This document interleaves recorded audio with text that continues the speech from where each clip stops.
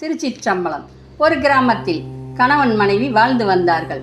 இவர்களுக்கு ஒரு ஆண் குழந்தை இருக்கிறான். சுந்தரம் இவனுடைய பெயர். அந்த ஊரிலே செல்வாக்கான குடும்பம்.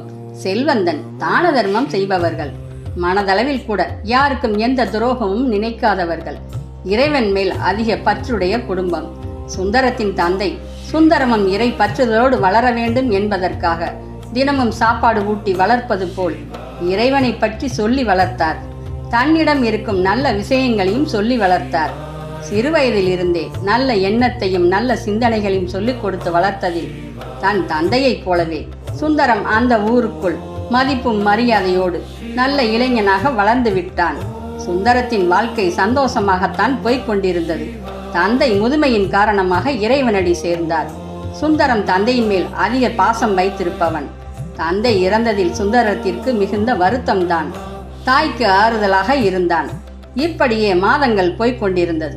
சுந்தரத்தின் தாய் மகனுக்கு திருமண வயது வந்ததால் தன் சொந்தத்திலே பெண் பார்க்க ஆரம்பித்தால் நல்ல வசதியோடு. சுந்தரம் தன் தாயிடம், வசதியான இடத்தில் எனக்கு பெண் பார்க்க வேண்டாம் தாயே, நான் இந்த ஊரிலே ஒரு ஏழை வீட்டு பெண், கால் நடக்க முடியாத ஊனமான பெண், அவளுக்கு வாழ்க்கை கொடுப்போம் என்று இருக்கிறேன். உங்களிடம் இது பற்றி பேசுவோம் என்றிருந்தேன். நீங்கள் சரி என்று சொன்னால் கோவிலில் திருமணத்தை நடத்துவோம் என்றான். தாய், நம்முடைய குடும்பம் பாரம்பரியமான செல்வாக்கான குடும்பம். நம்முடைய தகுதிக்கு ஏற்றவாறுதான் பெண் பார்க்க வேண்டும். அதுதான் நமக்கு மதிப்பும் மரியாதையும் இருக்கும் என்றாள்.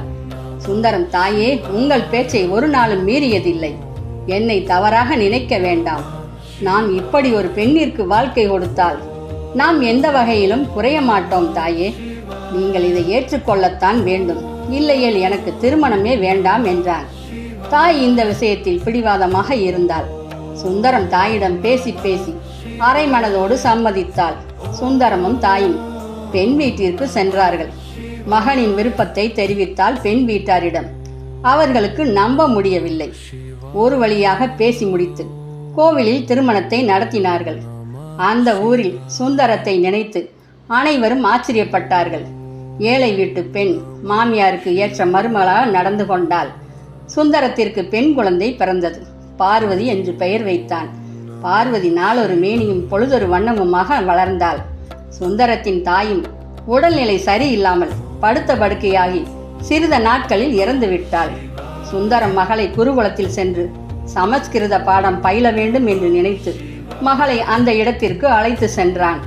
அங்கே நிறைய பேர் படித்துக் கொண்டிருந்தார்கள். பிராமணர் சொல்லிக் கொடுத்து கொண்டிருந்தார்.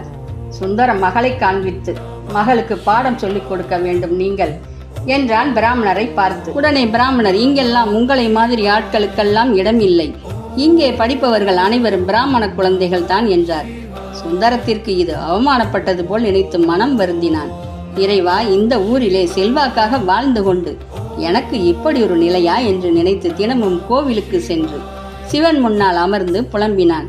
பார்வதி, தந்தையே, இதில் என்ன வருத்தம் உங்களுக்கு? காலப்போக்கில் அந்த பிராமணருக்கு சிவன் பாடம் கற்பிப்பார். இதில் மன வருத்தப்படுவதில் எதுவும் இல்லை தந்தையே என்றாள். சுந்தரம் கோவிலுக்கு சென்று தினமும் புலம்புவதை பார்த்து சிவன் பார்வதிக்கு இயற்கையாகவே ஞானம் கொடுத்தார். பார்வதிக்கு ஞானம் கிடைத்தவுடன் சமஸ்கிருத பாடத்தை சரளமாக படிப்பது போல் சொல்ல ஆரம்பித்தாள். வேதங்கள் அனைத்தையும் கற்று தேர்ந்து விட்டவள் போல் தந்தையிடம் பேசினாள். சுந்தரத்திற்கு மகளின் மாற்றத்தை கண்டு சந்தோஷப்பட்டான். பார்வதி பக்கத்தில் இருக்கும் குழந்தைகளுக்கு பாடம் சொல்லிக் கொடுத்தாள். தினமும் வேத பாடசாலை நடத்தி வந்தாள். சிறிது நாட்களில் பாடம் சொல்லிக் கொடுத்த பிராமணர் படுத்த படுக்கையாகி கைகால்கள் செயல்படாமல் வாய் பேச முடியாமல் நோயில் படுத்தார். பிராமணருக்கு குடும்பம் எதுவும் இல்லை. நோயில் படுத்தவரை பார்க்க யாரும் இல்லாமல் படுத்திருந்தார். இறைவனின் சாட்சியாக வாழ்ந்தவர்கள் யாரையும் பழிவாங்க வேண்டும் என்று நினைக்க மாட்டார்கள். பிராமண குழந்தைகள் அனைவரும் பார்வதி நடத்தும் வேத பாடசாலைக்கு வந்தார்கள். வந்தவர்களிடம் எதுவும் சொல்லாமல் நல்லபடியாக பாடம் கற்றுக் கொடுத்தாள். சுந்தரம் ஈவு இரக்கம் உடையவன். அதனால் பிராமணர் நோயில் படுத்ததை கேள்விப்பட்டவுடன் பரிதாபப்பட்டு ஆள் வைத்து கவனித்தான் பிராமணரை. பார்வதி ஒரு நாள் குழந்தைகளுக்கு பாடம் நடத்தி கொண்டிருந்தாள். ஏட்டில் எழுத்தறிவித்தவன் இறைவன், அதை எழுத படிக்க தெரியாதவன் மூடன், கற்ற கல்வி ஞானத்தை அடுத்தவர்களுக்கு சொல்லிக் கொடுக்காதவன் அஞ்ஞானி, கற்ற கல்வியை கற்று தேர்ச்சி அடைந்து ஆராய்ச்சி செய்பவன் விஞ்ஞானி, பொன்னும் பொருளும் நமக்கு வேண்டாம், பேரானந்தமே எனக்கு போதும் என்று வாழ்பவனை ஞானி. இறைவன் படைப்பில் சாதி பேதம் எதுவும் இல்லையே. எதையும் எதிர்பார்க்காமல் சிவனே என்று வாழ்பவனுக்கு எதுவும் தேவையில்லையே. தனக்கு கிடைத்த ஞானத்தை பெரிதென எண்ணி பாடத்தை சொல்லிக் கொடுத்து கொண்டிருந்த போது பிராமணர் தன் உடன் இருந்த ஆளை கைத்தாங்களாக பிடித்து நடந்து வந்து பார்வதியின் வேத பாடசாலைக்கு வந்தார். பிராமணரை பார்த்ததும் கைப்பிடித்து அமர வைத்தாள் பார்வதி. பிராமணர் கண்ணீர் மல்க கைகூப்பி மன்னிப்பு கேட்டார். உன் தந்தையிடமும் மன்னிப்பு கேட்க வேண்டும். உங்களுடைய பெருந்தன்மையான குணம் யாருக்கும் வராது. உன் தந்தையால் தான் நான் பிழைத்தேன் என்று சொல்லிய போது சுந்தரம் அங்கு வந்தான். சுந்தரத்தை பார்த்ததும் பிராமணர் காலில் விழுந்து மன்னிக்கும்படி கேட்டார் பிராமணர். சுந்தரம் பிராமணரை பார்த்து, ஐயா, நீங்கள் வயதானவர். என் தந்தையை போல் நீங்கள் என் காலில் விழுவது முறையல்ல. நல்லபடியாக குணமாகி இங்கேயே வந்து தங்கிக் கொள்ளுங்கள். என் மகள் பார்வதிக்கு இந்த தாத்தாவின் துணை கிடைப்பதே பெரிய புண்ணியமாக கருதுகிறேன் என்றான் சுந்தரம் மகளின் கைகளை பிடித்து கொண்டே. பார்வதியின் தாத்தா, வாருங்கள், இனிமேல் எங்களோடு எங்கள் வீட்டிலே தங்கிக் கொள்ளுங்கள் என்றாள் பார்வதி.